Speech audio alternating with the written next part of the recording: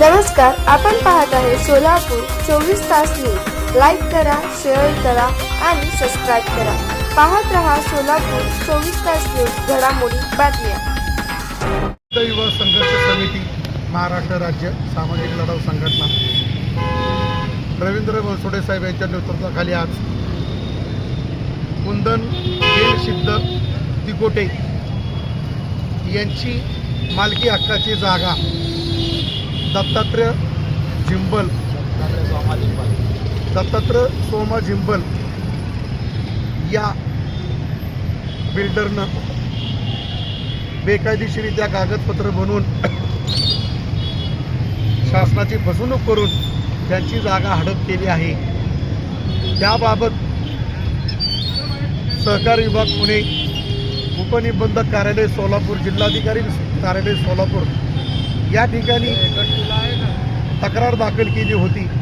त्याबाबत उपनिबंधक कार्यालयातील अधिकारी यांनी झिंबल यांच्या बाजूनं बेकायदेशीररित्या जबाब तयार करून वरिष्ठांना तो सादर केला आहे। आमचं म्हणणं एकच आहे, सिंध तिकोटे त्या संस्थेचे सभासद होते। सभासद असताना दत्तात्रय झिंबल यांनी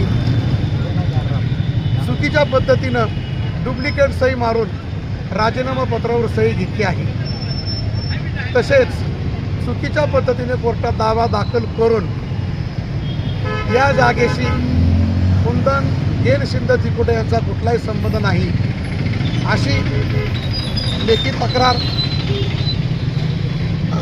सहाय्यक पोलीस आयुक्त साहेब सदर बाजार पोलीस स्टेशन शेजारी सदर बाजार पोलीस स्टेशन येथे तक्रार दाखल केली आहे। म्हणून आमचं एकच म्हणणं आहे की दत्तात्रय झिंबल व त्यांच्या इतर लोकांनी तिकोटे यांची जमीन बेकायदेशीर बळकवली आहे, त्याची सखोल चौकशी करून